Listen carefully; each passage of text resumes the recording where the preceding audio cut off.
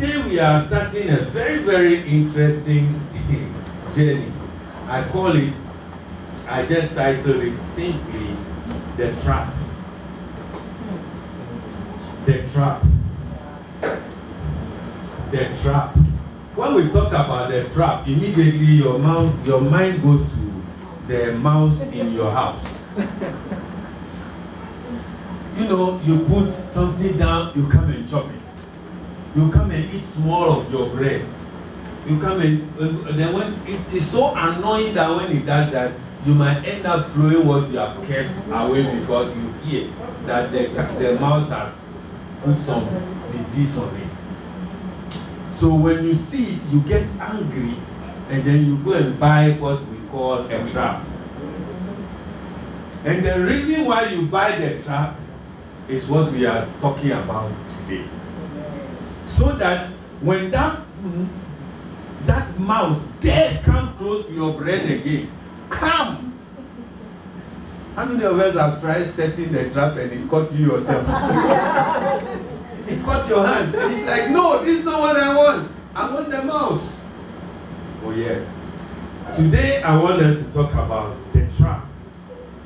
And it's defined basically as a device or an enclosure designed, that device is designed to catch, and not only to catch, but after catching, to retain what it has caught. It is not a trap if after catching it you come and it's not retained. Have you seen the mouse come to eat the meat and run away before? That is not a trap. It caught it, but it struggled out and it couldn't retain. But a good trap, an excellent trap, is designed to be able to catch and after catching, retain. Most traps allow entry, but usually it doesn't allow any exit. So they design the thing such that as soon as you enter, the door is closed and then there's no exit. And then when you turn around to open the door, there's no opener. No. There's no door opener there. No. There's no door knob. Have you seen a police car before? Mm-hmm. Most police cars, you can only open the door from outside. There's no child lock. But when they open the door for you and you sit inside and they close it with bam, that's it. Unless somebody opens you from outside, you are stuck. Most good traps, they don't have exit. They only have entry. So you don't realize until you enter. And once you enter, you realize that there's no exit. The reason why there's no exit, so that it can catch and retain. Most traps create an environment so that you can be attacked. Why do they create the environment so you can be attacked? You see, some victims are said that if you trap them and you leave them too long, they will find their way around. A crab is a typical example. When you catch a trap, you have to find a way of demobilizing the crab quickly.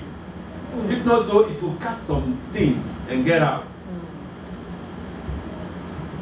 So you create an environment so that that thing can be caught and retained. That's the definition of a trap. So as you walk around and as you enjoy this ride, I want you to have this definition at the back of your mind. That a trap, to be a good trap, must catch and retain until the one who wants it comes. If you are a bussier, you are a good meat for the soup. Because it will catch you and retain you for the predator to come and get you. If you are Krantier, get ready for Kwasiajo on Tuesday. Because where I come from, is on Tuesdays. So if they catch you on Monday, they will wait till Tuesday. Because market day is Tuesday. Amen. Amen. So traps are intentionally orchestrated moves to get you down on your knees as a loser. Traps, they are intentional. It's not like by mistake. You see, so if we say something is a trap, they don't put traps down by mistake. Have you seen a mouse trap put somewhere by error before? No. And you don't just put a trap anywhere. You put it where you know that the mouse will pass. I know exactly what I'm telling you because my wife has been trapping mouse. And sometimes the trap traps me because I don't work on the thing.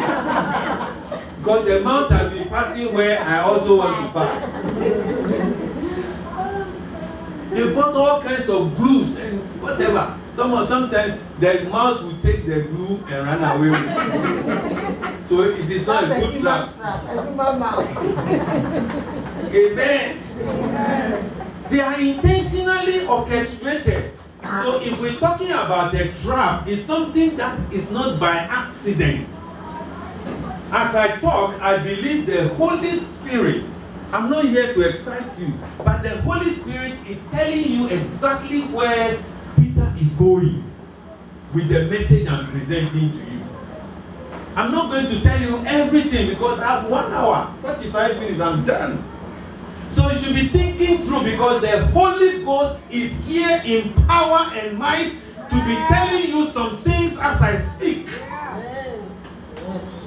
The devil is a bad devil and he intentionally sets traps.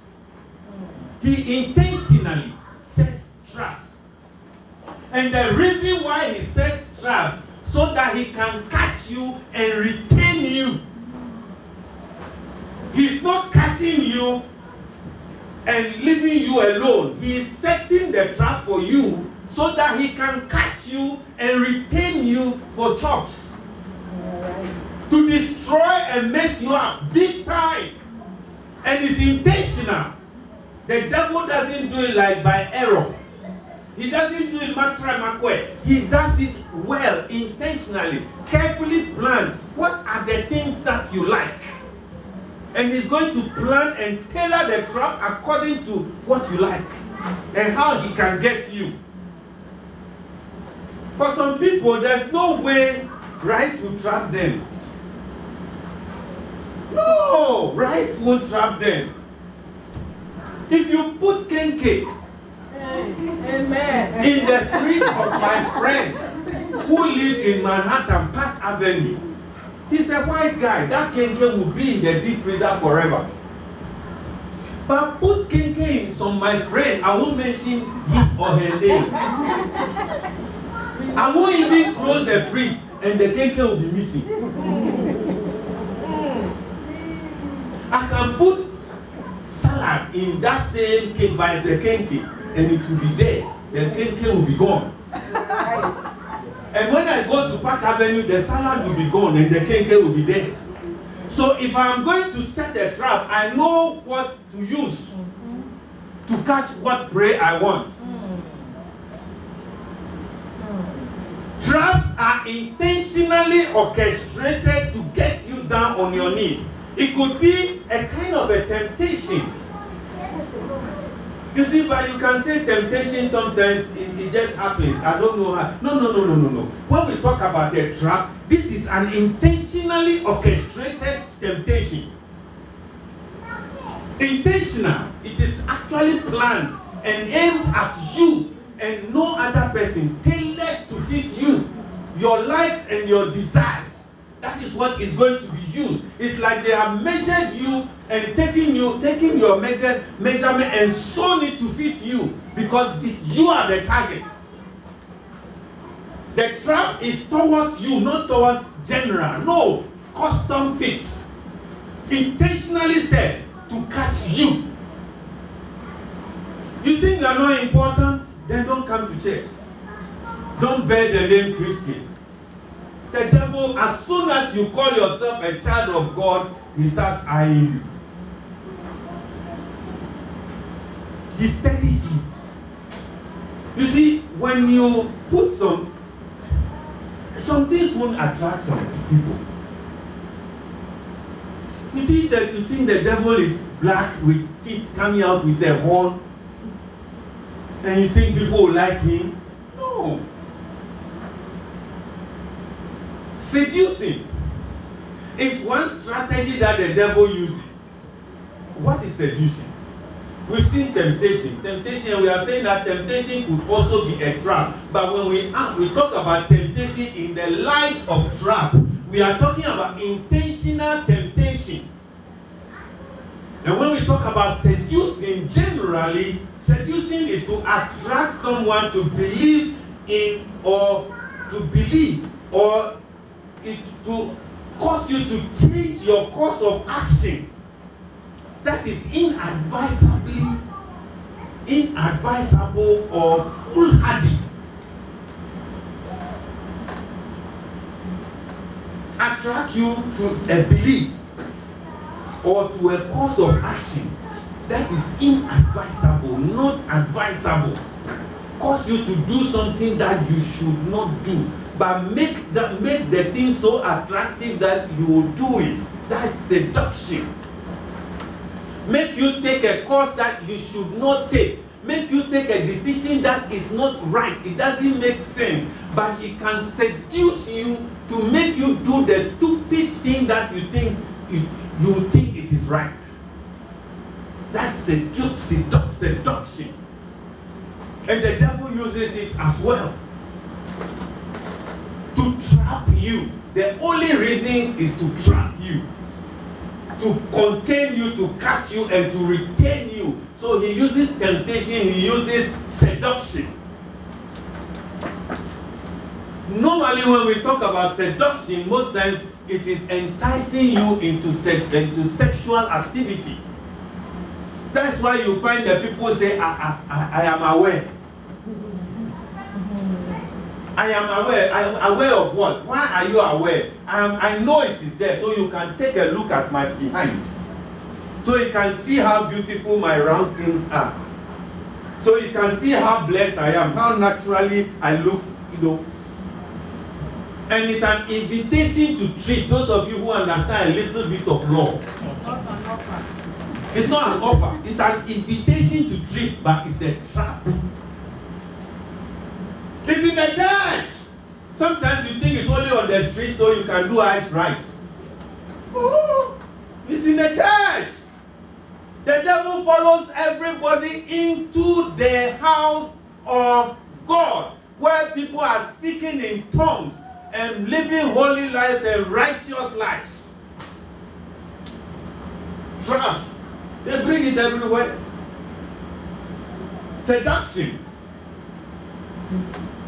Super low, they cut it. And they will come to church early and come and sweep. Because they are wearing super shorts. So that when they are sweeping, the brother is at the back. And the Lord, my God, my strength, my song.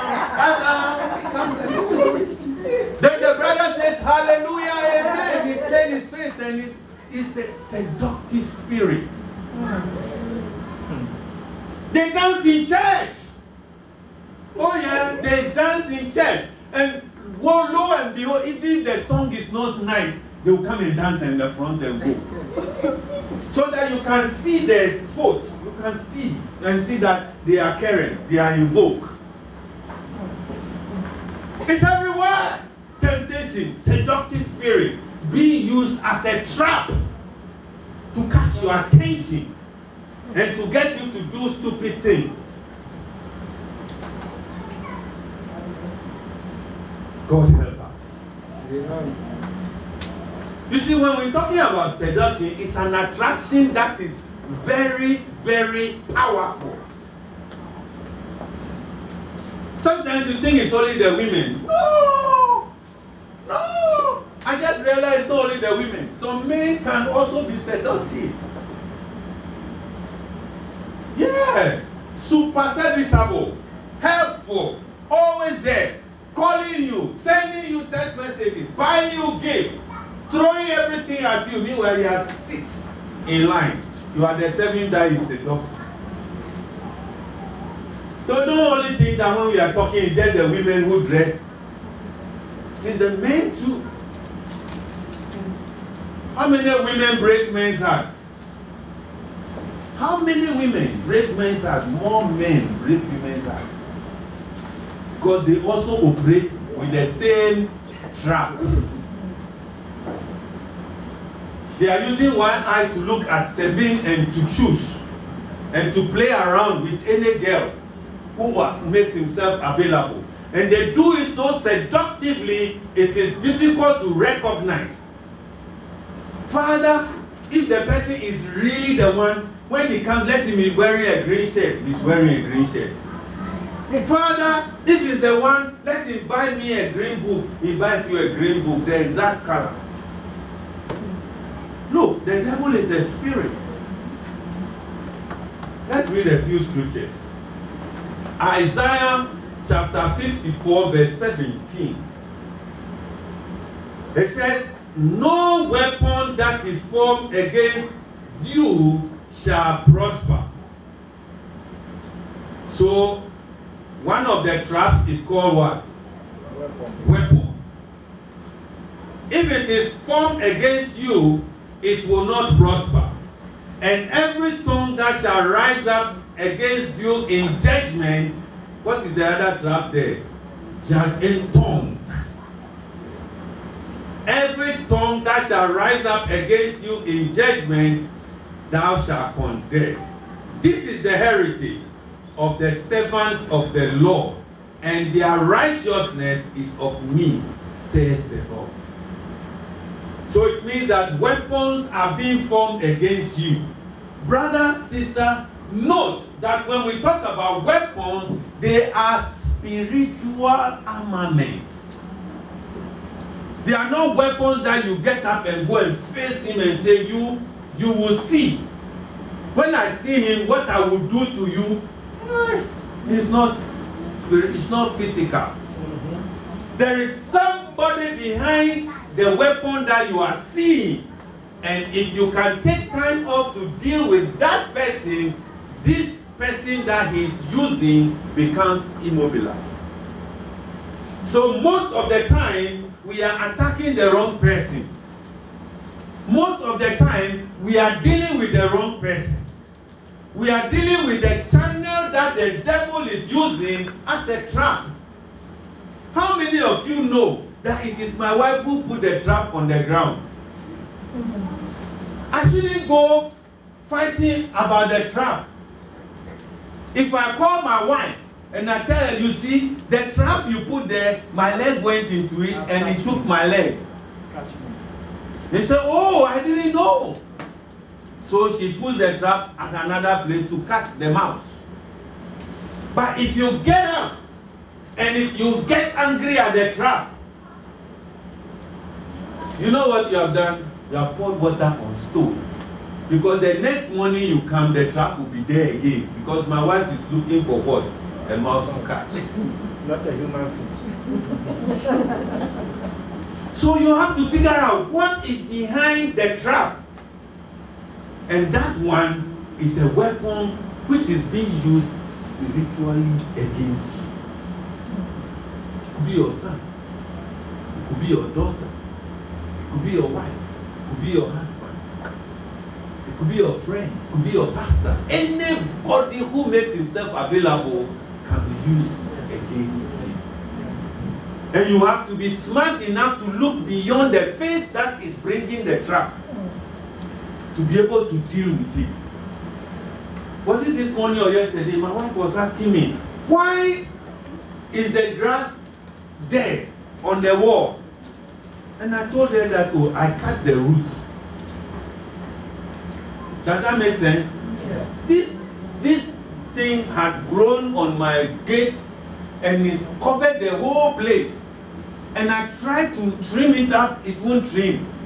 So what I did was I followed the thing out to where the root was. And then I just pulled it out, boom. And then I left it. 3 days later, the whole thing was dead. Now, I have the joy of taking my time to remove the dead thing from the wall. I don't have to keep cutting it anymore. I cut it enough. What did I do? Go back to where the root is, the thing that is supplying life. Cut it, and that's it. You remember Jesus Christ? When he passed by the fig tree and he was hungry and he looked and he didn't find anything, he cursed it and left. Anybody who passed by that fig tree, the time Jesus spoke, saw a living, dead fig tree. It took some time. I'm telling you that today, you are going to take advantage of this message that God is speaking and printing in your heart to deal with the root causes of some traps in your life. Amen. Amen. You will wake up and find those things dead. Amen. Those seductions and those temptations will be dead. Amen. Because you locate the root Amen.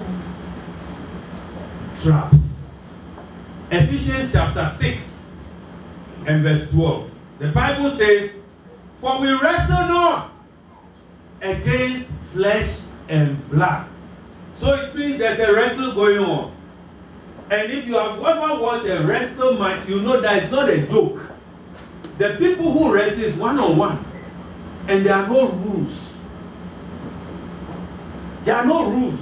You just, anything you can do to the person to get his back on the ground, do it. Sometimes some people can't watch it. They say, "Oh, the person will die." And it's like it's almost down, he gets up. Then in the end, the other person rather goes down with a broken arm.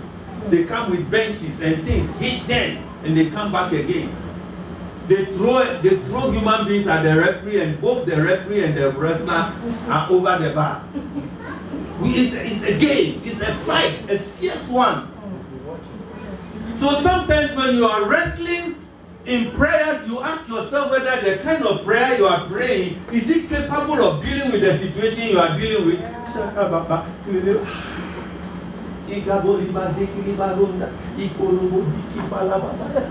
That is that wrestle? Some of us, when you are praying, you are doing all kinds of things. Are you wrestling? Are you in a wrestle?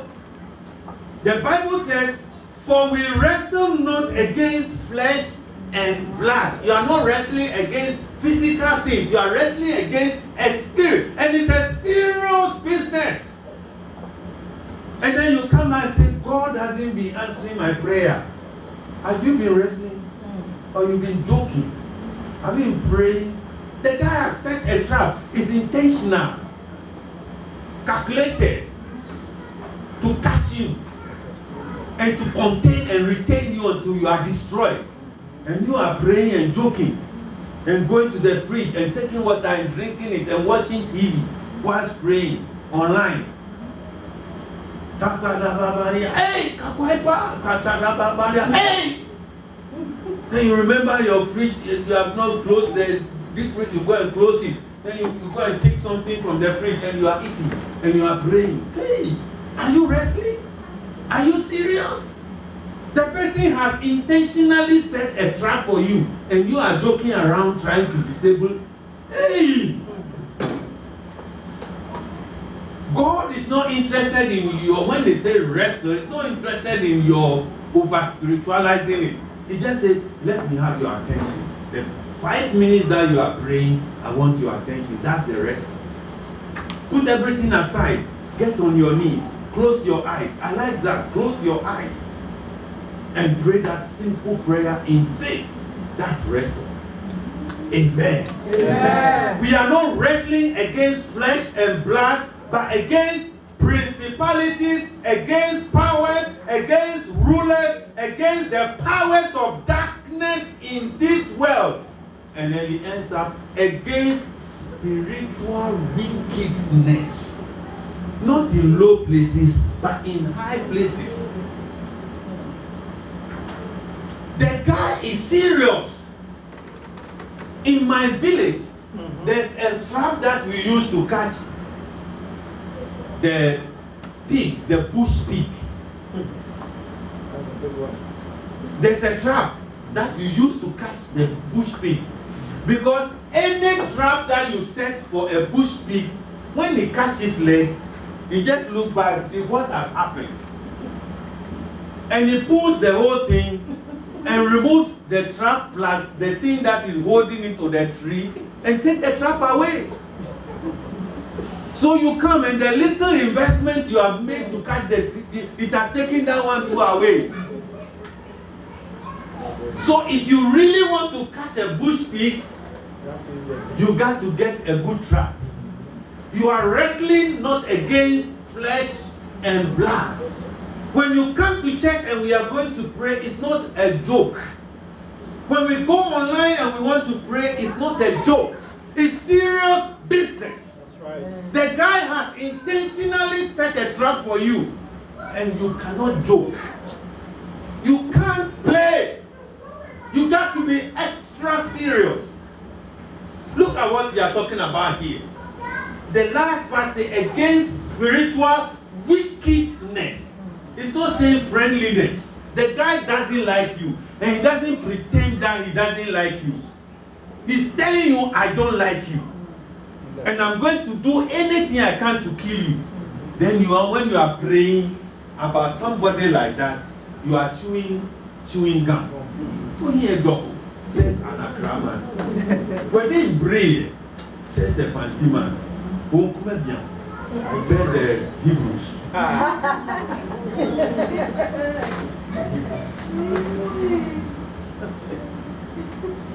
If you follow the definition we are talking about here, the guy is not joking. The thing he's doing it, and he can't or I said that na all ye, and he a dog. Never move. The guy is serious. And if you want to meet him toe to toe, you got to be serious. You got to wrestle. It's a spiritual game. It's not a physical game. You don't follow those people who say that I'm coming like a caterpillar and I'll bulldoze you. Who told you the devil is a tree? That you see him and then you bulldoze? Come on. Have you caught a mouse like that before? He's gone da.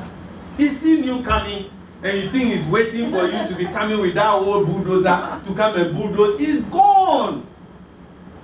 He's gone. The guy is not physical. It's spiritual wickedness. So spirits are useless in the physical. So every time for a spirit to become effective, it needs a channel to use. And most of the channels are other human beings, which are physical that it can use. So it will use your friend, use your brother, use your wife, use your husband, use your children, use your father, your mother, your boss, your passenger in your car. The devil is not going to use trees and no. Amen. Let's look at another scripture. My God, help me that these people will catch this vision. 2 Corinthians chapter 10 and verses 3 to 4. 2 Corinthians chapter 10 and verses 3 to 4. What does the Bible say? For though we walk in the flesh, we do not war after the flesh. How long can I explain this thing again? By now you should understand what I'm trying to say. That we walk in the flesh. The temptations that we are facing are physical. You are seeing them. Your bank account is in the red. You are in debt. Your children are not coming. The situation is not turning around. You have lost your job. Everything is a mess. That's the physical you are seeing. But there's something behind it. That's what I want us to focus on. For though we walk in the flesh, you are seeing, you are suffering, and the heat, and everything is on you. The Bible is saying that we do not war after the flesh. For the weapons of our warfare, they are not carnal, but mighty through Onyankopon Yehovah to the pulling down of strongholds. So what we are trying to explain here is that the physical challenges that you are going through, you don't need physical weapons to deal with it. You need something called weapons of our warfare, which are not carnal, physical, touchable, tangible, but mighty. So the weapon that you are going to use to deal with the traps that are set against you are mighty in God. God is not physical. I haven't seen God yet, but I know He exists. So if the weapon that I'm going to use is with God, then it means the weapon that I'm going to use to deal with the physical thing that I'm going through is spirit. Spirit. For the weapons of our warfare are not carnal, but mighty through God to the pulling down of strongholds. So that which you need to deal with the physical is in the spirit. Sometimes you are not making it because you are missing the point. You are laying emphasis on the wrong things. Physical things don't solve your problems. I'll deal with it. No, you are not. The person is not the one. You finish slapping him before you realize that you slapped your brother. Because he will cry and come back to you. Then what happened? He said, I don't know. He doesn't know, and he's honest. He does not know because something took advantage of him. A seductive spirit, something happened to him and caused him to do what he did to you. And the earlier you arise and realize that the weapons that you can deal with these things are not carnal, the better. You see, if your stomach is hurting and you go and put POP on your butt, on your hand, you know what will happen?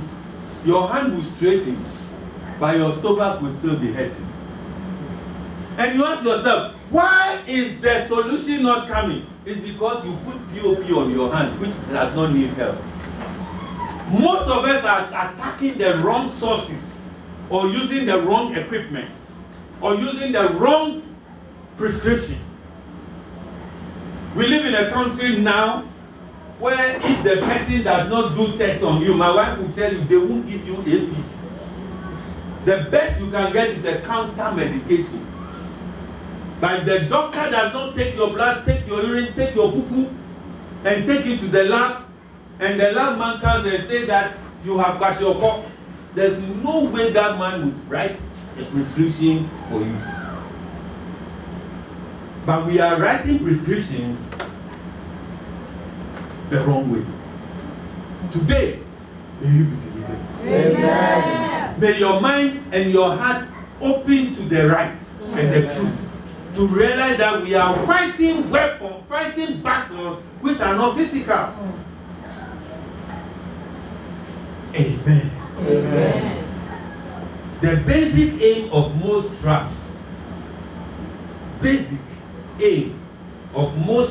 by now you know who set the trap. Who sets the trap? The devil. He doesn't like you, and he doesn't pretend that he doesn't like you. And when you call him liar, he says, no, call me the father of liars. Because the guy doesn't want to be called liar. He wants to be called the father of lies. Have you seen lie before? No. But it happens. It's spirit. Sometimes by the time you realize you lied already. Oh, I didn't want to lie. But you said it already. It's gone. The father of lies just came and used you and left. And he's left you alone in the trap with no exit. How? Basic aim of most traps. John chapter 10 and verse 10. The Bible calls him the thief. And he has two major agendas. The Bible says in John chapter 10 verse 10, most basic aim of most traps that you find around you, the basic aim, the devil comes not but for to steal and to kill and to destroy. That's why any trap will fit into these three: steal, kill, destroy. After it has contained you, steal from you your joy, your peace, your resources, your health, your life savings, your relationship. Steal from you everything that you have worked for. Destroy you in society and then end up killing you on top. The guy is in serious business.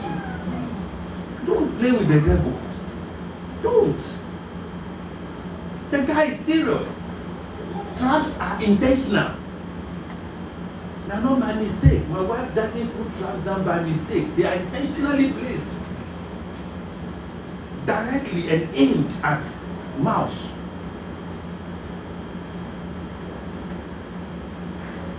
The basic aim is to steal, to kill, to destroy, to punish, to take advantage of, to humiliate, to embarrass, to make fun of you, to ridicule you, to discredit you, to prove a point. Some traps are just there to prove a point. Yes. Do you know what God said about Job? He said, the devil came and said, Job is doing all those things that you are doing because you have blessed him. The Lord God said, Chia. That day, God became a Ghanaian. He said, Chia. No. Then he boasted. Can God boast about you? Can he? Can God boast about Philip? You know what God said? Look, you don't know. Job knows me. God was yapping about Job. Job, he knows me. It's not what he has. The guy is rooted in me. Take everything that he has, but don't touch his life. God gave him boundaries. The devil went with traps. Set plenty traps. Killed his children, killed his money, destroyed his business, destroyed his relationship, destroyed his wife, destroyed everything, messed him up big time. And you know what his good friends came? The good friends came to him and said, curse God, let me have your attention. You know what his good friends came and said? Curse God, as for these traps, it's too much. God is no longer with you. Curse God and die. Curse God and die. Go and read that story for yourself. You see how God has confidence. That God has that confidence in you. Can God trust you and say that, go to Angela, do anything you want? You take that RAV4, take it, take the house, take everything, mess her up. And Angie will still be solid with the helping team. Can God boast about you?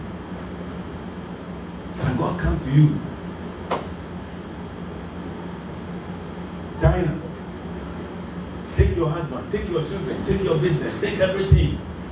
So, Dinah believe. Osumi, a sign there. Amen.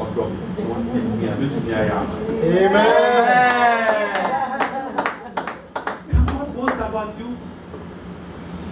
Because the purpose of traps is to steal, to kill, to destroy, to punish you, to take advantage, to humiliate, to embarrass you, to make fun of you, to ridicule you, to discredit you, and then to prove a point that God, the people you are trusting, they are not worth trusting. They are following you belly, like my wife rightly said when she came here. After Jesus said one thing, it was left with 12. The rest looked at this and said, where they trap. I'll end on this. People who were trapped, the next week will continue. You can tell what we are going to be getting into. Don't miss any of these. People who were trapped, and I can tell you, some succeeded and some failed. If you were trapped, or the traps that have been set on your way, in the end, you want to ask yourself, if the same trap was set for you, whew, will you survive? Samson, Judges chapter 16. They set a trap for Samson. This is a guy that went to chase girls.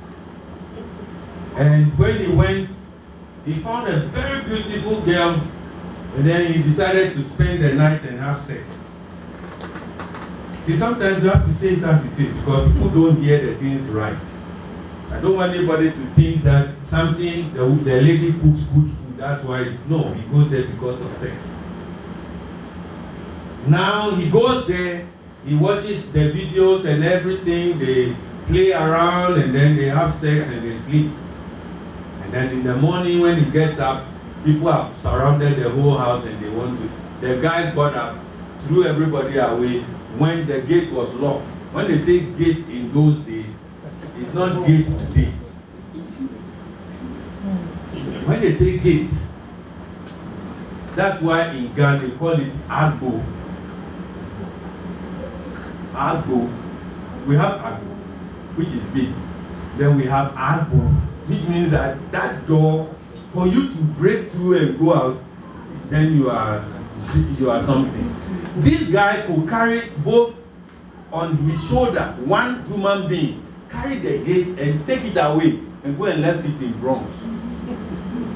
The people woke up in the morning and the gate, the whole foundation and the gates and everything was gone. Gone. That's the kind of strength the guy had. But he was no match for a trap that the devil set. Judges chapter 16 and verse 5. Judges chapter 16 and 5. This guy, God strengthened him so much, said that the Bible said he could use a jawbone of an ass. One jawbone of an ass. He didn't use bow and arrow, no bazooka, nothing. He just one, here we are setting rules. So you're saying that people go get crazy, they shoot 3 people. This man used a jawbone of an ass. And you know the number of people he killed. Judges chapter 16 and verse 5.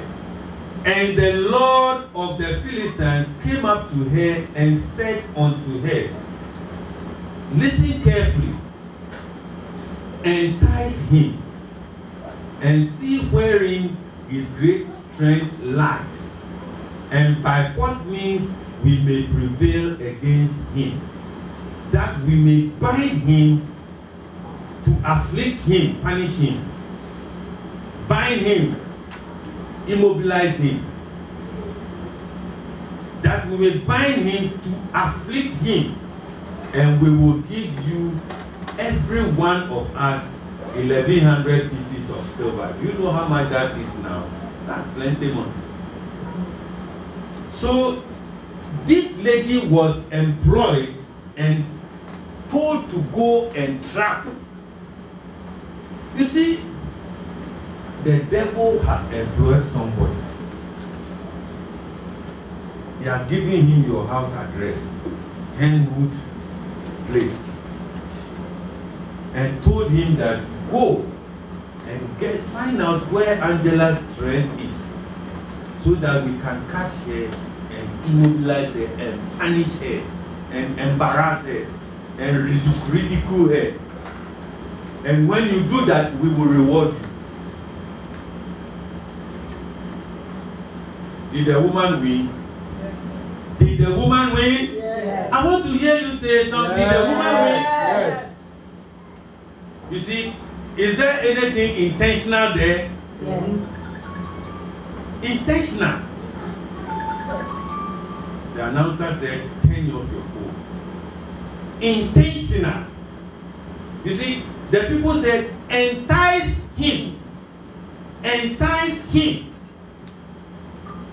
So somebody has been earmarked.